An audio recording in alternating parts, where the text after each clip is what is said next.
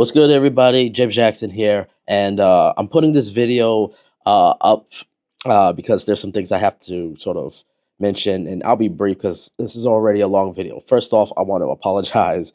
My voice is a little scraggly because I had a little bit too much of a good time out in Pittsburgh Valentine's Day with the missus. But I was able to get some great shots with the Pyxis 12K, and I'm going to show some of those shots in this review video, which was already recorded, which leads me into the second thing and the thing I kind of want to talk about. This video was recorded before Blackmagic had the recall of the Pyxis 12K. Not all this is footage and stuff that I shot with the Pyxis 12K, and my camera is actually one of the cameras that was within that number that is asked to be recalled. But I wanted to point that out because the image you're going to see is from a Pyxis 12K that was part of, at least in that subcategory. It looks like my camera was not affected by it, but when I do get the updated version, I am going to do a comparison between the two, so keep an eye out that. But I just wanted to make sure. Kudos to Blackmagic for doing something like this, being able to do this for free, and they're handling all the shipping costs and being able to offer this service. Sometimes you see, Sony, this isn't that hard. That if something happens and it's under you to take care of that and handle it for free, it's not that hard. But anyways, I just wanted to point that out. That one, the recall, my camera is one of those cameras that are in that recall cycle, but I don't think my footage was affected to the degree that many of the others were. Because as by the length of this video, I have a lot of nice things to say. Also, kudos to Blackmagic for coming in and actually giving everybody a free hardware update on their Pyxis cameras if you're in this group. So, all that, let's get right into the original video. Well, it's that time of year again. And if you're probably thinking, wait, aren't the holidays over? Yes, but I'm not talking about that. I'm talking about, of course, it's time for a Blackmagic camera review.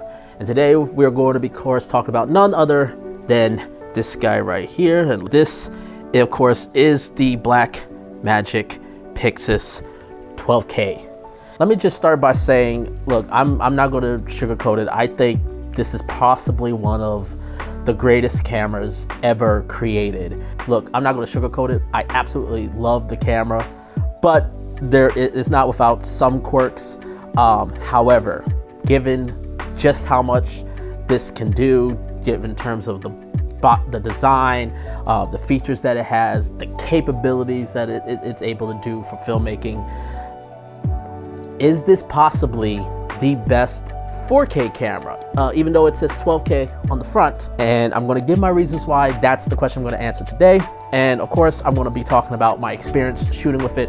I've shot many projects, paid gigs. I've shot a documentary with this. I have shot events work with this. I've done so much with this camera, and I as much as some people are talking about like figuring it out, I've personally found ways to keep the body simple and to find a way to have it used for so many different options, whether if it's weddings and events, whether if it's documentaries, whether if it's social media content.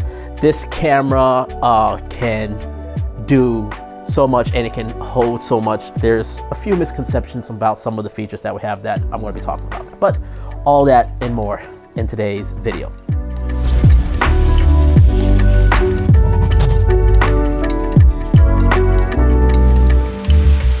Now, full disclosures, as most of you guys know, I have a good relationship with Blackmagic Design, and they have helped me in multiple ways, or they've sent me gear multiple ways in the past, including like the Cinema Camera 6K, the micro color panels. However, this was not sent to me by Blackmagic Design. This I bought with my own money, and so I don't have any biases or anything that would hold me back from either praises or critiques about this camera. I will say though, Blackmagic did, however, assist by sending the top handle and the Pyxis Monitor over to me, as well as the EVF, which I'll which I'll go into a little bit later on in the video. This is the setup, but I have also rigged it out to where I can still keep it small and manageable, but sort of enhance it out where I can either do longer run times with more powerful batteries like V-mount batteries, as well as being able to set it to where I can rig it out to some other things where I can have maybe an SDI to a wireless transmitter. But in terms of just a running gun setup, I think I've pretty much settled on this with this particular battery, which is from Watson. It is, I believe they call it BPU 70. This is actually, even though it's smaller than your typical, it's more of a BPU 60 style, but it holds 100 watts of power. So it doesn't stick out as much as some of like the BPU 90s, but it gives you just as much power as the BPU 90s. I found in terms of power with this, I'm getting roughly around an hour and 40 minutes of runtime, which I know some people are going to say that's still too short, but given the fact that this battery doesn't really cost as much, I believe it's like 145 bucks, so you can get quite a few of those without breaking the bank. I personally see this more as, again, a sort of setup where I know I'm going to be running around a lot, but I'm not going to be spending as many hours, so I won't burn through this battery as much. Because I look back to my times with like the R5, where I was just using like the single battery, and that gave me roughly around the same time, and I was able to get a day's worth off of that. Obviously, if you're trying to shoot continuous, but that's when some bigger batteries. This battery, when rigged up, I'll have it rigged up, is a V-mount battery. This is 150 watts. This is from Viltrox. I really love this. One, it's small and compact, and it weighs only slightly more than the BPU battery that I have right now. So it's pretty light. But more importantly to me, it actually has a 65 watt PD delivery, so you can charge it with a 60 watt power. So it actually charges really quickly. It'll take probably about like just 2 hours to charge it from 0 to 100, which is really, really impressive. But more importantly, this is a 10,000 milliamp hour battery, so this will last like 2 hours and 40 minutes. So have this and just have a second one of these, and then another, and then just have a 100 watt or a 65 watt power delivery. You can pretty much run these on 2 batteries and you'll be good for the entire day. So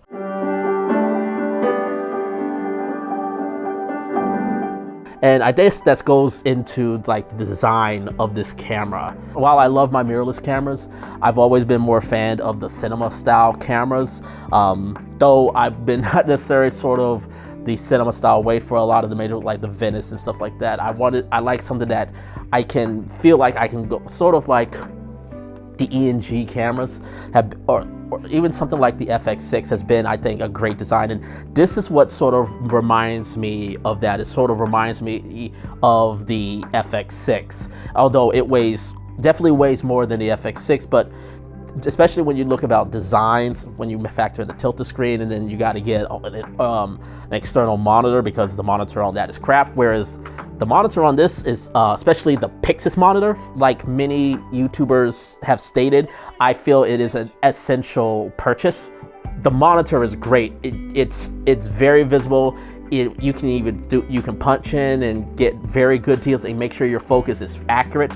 And I found the focusing on the monitor here is actually pretty good. The focus assist or the focus peaking is pretty good of nailing accurate focus. So I really, really love that. Again, I think this monitor is an absolute essential. You also got the EVF, which I'm just going to say right now, if you prefer the look feel of the EVF is fantastic. As someone who probably should start investing in eyeglasses, because I'm seeing my age starting to catch up to me. The EVF is phenomenal. I would definitely encourage anybody. It's like, if you like working with EVFs, the EVF is great, and definitely use it. With the body, it's like it's built tough, it's built rugged. You can go to war with it, even though it has these vents. It's pretty easy to try to, I would say you can just get some protection, but I personally am not afraid to take this into necessary uncharted territory. As long as I've come with the proper gear, I can take this into uncharted territory and capture content. I love the top handle. It feels nice. It feels great in hands. Has this little rubber bottom, absolutely love. The only quirk I will have with the top handle is you got to screw it with these 2 screws into it, which makes it a little chunky because you need a specific type of hex or Allen key and right angle Allen key to get in. Otherwise it's a pain in the butt to take in and take off. I pretty much leave it on and I just put it basically in the doctor's bag. But essentially this is the only gripe with it. I really wish there was like a NATO rail system where you could just attach it and lock it in place. But if you're gonna just keep it on like I do, I think it's really, the top handle is absolutely amazing, and you got 15mm rods on top that you can put for either the EVF or like I have right now. I have this NTG1 shotgun mic, which sounds really great. Sounds really great when you plug it into the camera. This setup, I've basically feel free to just go out and shoot, and that's one of the things I absolutely love about this camera, and the things that's going to be talking about when I praise this camera is the fact that it makes me want to shoot, and that's something that a camera should really make you do with its imaging, with the media management, the different conditions, the lighting conditions. It works phenomenal in all categories. In that, is it leading the industry in all of them? No, but it's in the top. I would say it's in the top. It's near the top. It's in the upper echelon in all those categories. And I guess we should just go right into why these different categories and why I'm saying that.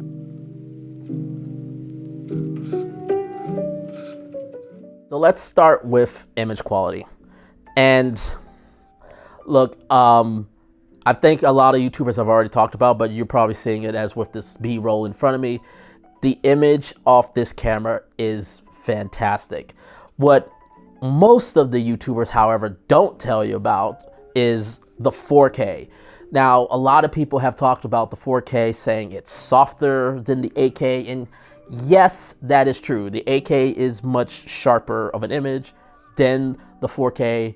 However, it should be much sharper than the 4K because, well, it's 4 times the pixel resolution than 4K. It should be that. Just the quality that comes out of this 4K camera.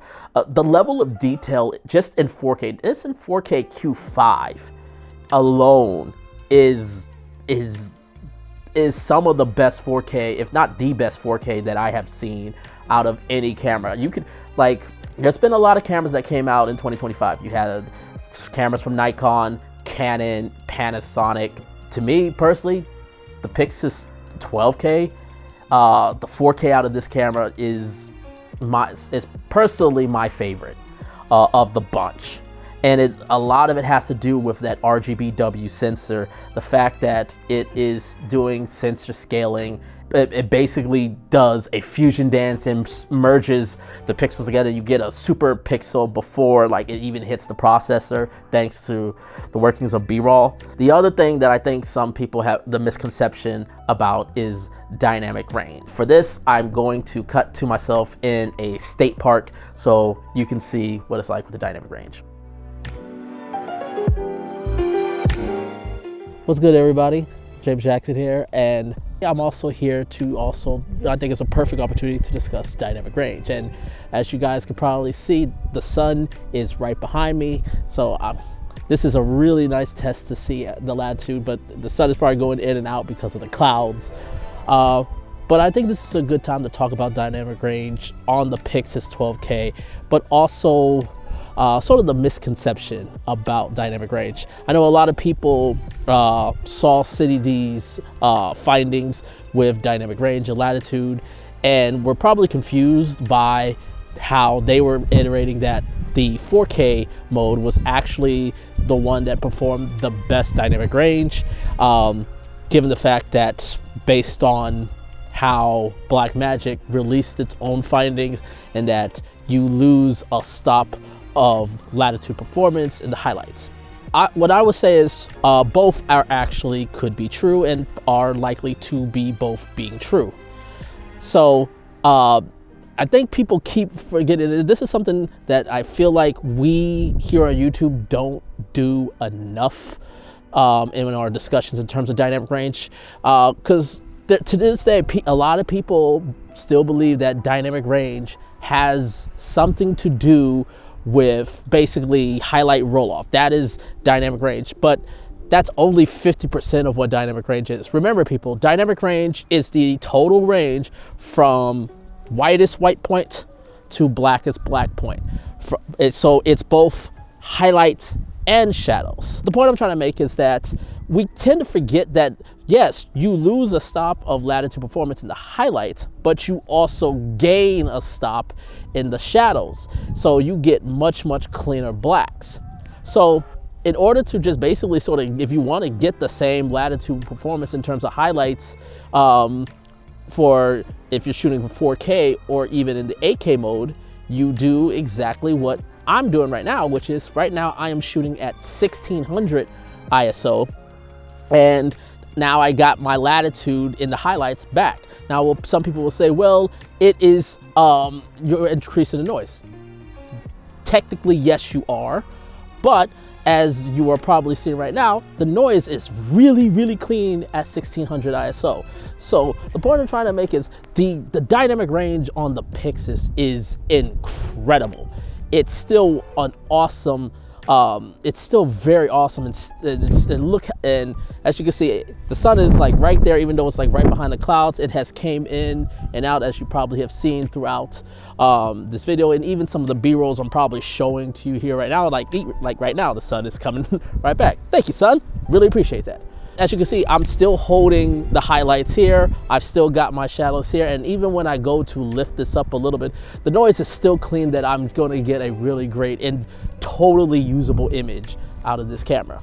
Let's discuss the other misconception in terms of image quality, and that is low light. Now, I put out a video discussing low light and showing what I've had filming a concert at night with not a lot. And if you haven't seen the video, I would definitely encourage you to check it out. But long story short, look, is it like a high performing great ISO like the FX3, or does it have dual native ISOs like the S12? No. However, I will say compared to previous Blackmagic cameras, this camera's sensor is probably the cleanest I have ever seen, particularly in 4K. It is extremely clean. I pretty much feel like if you were to shoot from 100 all the way to 3200, you can get a usable image out of it. 3200 is definitely noisy, but with some noise reduction, you can definitely get away with it, because there's just so much detail in this camera. Even in 4K, even in its most compressed format, there's still so much detail that you can get away with an image by doing some noise reduction with it. And the noise is actually fairly fine. There's definitely some chroma noise, but compared to chroma noise of some other cameras, particularly Canon cameras, and even previous Blackmagic cameras, I'll even go and say the full frame cinema camera, it makes it easier to get noise reduction. I'll even go as far as say, even though these other cameras have, the ones that have dual native ISOs of like 6400 ISO, I think you can even push it, like shoot at 3200 or raise it to 3200 and then raise it to another stop, and you still can get a usable image out of it. Like, that's how clean it is.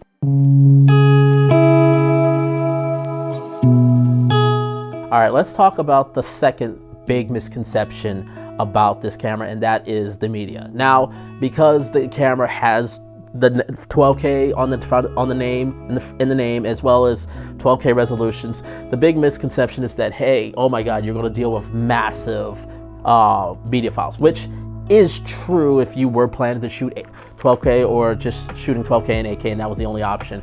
But again, this video, we're here to talk about why the 4K is probably one of the best 4K cameras, and that is the fact that you also can shoot 4K. And if you shoot in 4K, especially in the more compressed options like Q3 or especially Q5, you get pretty much the same amount of recording time as if you were shooting all eye on the FX3 in the 10-bit 422 mode, which when you're thinking about comparing it to a 10-bit 422 all eye versus something here, which is 12-bit raw files. Actually, no, it's actually 16-bit raw files, but it's compressed down into a 12-bit codec. But essentially, I have these 512 Lexar CF Express. These are the recommended cards.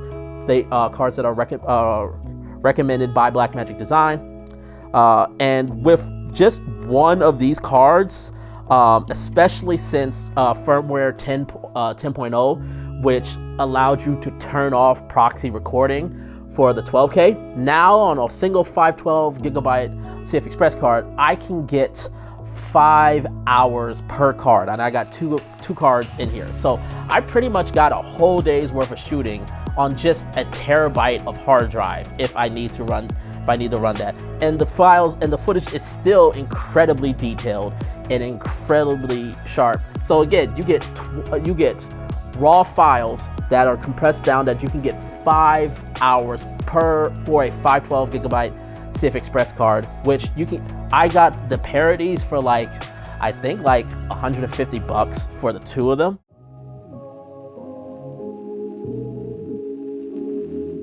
And as I said, I've had this camera for a while and I've been shooting quite a bit with this. I've shot some events, I've shot a wedding with this, I've shot documentaries. I've shot a documentary that I'm continuing to shoot on. And I've also been using this as my test for shooting anamorphics. To me, it's like, I think the thing about it is it's so simple. Working with it is really easy, and I'm able to just get the shots that I need for it. And I haven't come across any issues while doing any of these problems. There is only one, I'll say that, I will take that back. There's only one quirk that has came up, and this has come up from a few people. It's the fact that there's this issue of freezing. Now, the camera hasn't frozen on me specifically.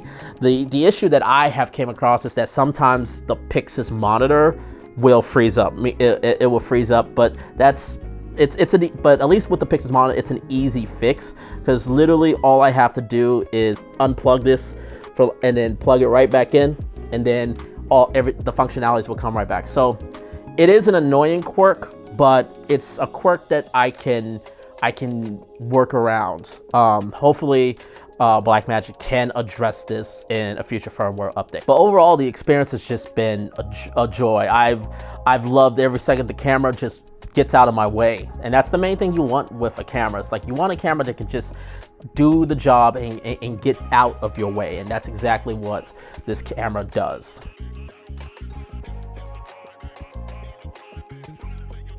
Let's talk in terms of quirks or anything. I don't know about a lot of quirks, and that's sort of the thing. There is one other thing.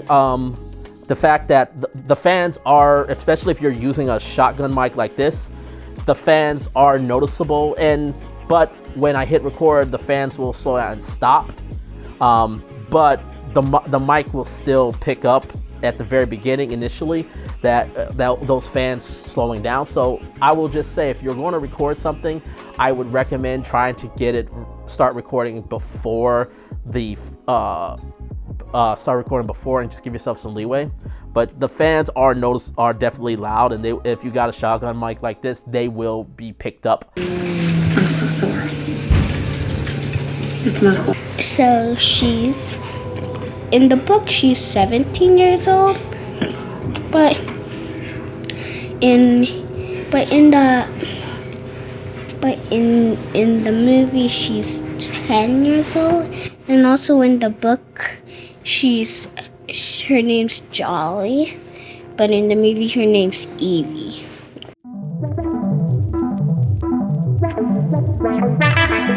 So I guess this is a good time to sort of talk about my overall opinions. If you guys haven't decided yet, I love this camera, and the question is it the best 4K camera? For me, it is. I mean, I haven't even talked about the open gate and just the the sheer possibilities of levels of filmmaking, artistic visions that I can have. The fact that I can shoot in different aspect ratio if I want to. If I want to, I can get the most out of anamorphic lenses because I got the full sensor. The fact that if I need to deliver multiple formats, I can do that. I have all that. You don't even need to touch the 8K or the 12K. It's there if you need it, but really, the 4K out of this camera is so good that I don't even know if I would ever use. There's like, unless there's like a very like specific thing where if I'm dealing with VFX, or there's a landscape or some sort of landscape or area that I may not be there for a while with a lot of details, then I'll shoot at those higher resolution. But most likely that will just even be 8K, not alone 4K. For me, this camera does 99% of what I ever want in 4K. I don't need to go to higher resolution. And also, we haven't even talked about that there's a Super 35 option in 9K. So if you feel like being, you know, a snobbish filmmaker who believes that only true 35mm film is the proper way of filmmaking, you have that. You have Super 35 4 perf right there, and you can use that, and you can get your nostalgic on if you want to as well. And that is the beauty of this camera. You basically treat this as a poor man's RLX LF in the 4K. You can treat this as a poor man's version of a Red V Raptor XE with faster frame rates.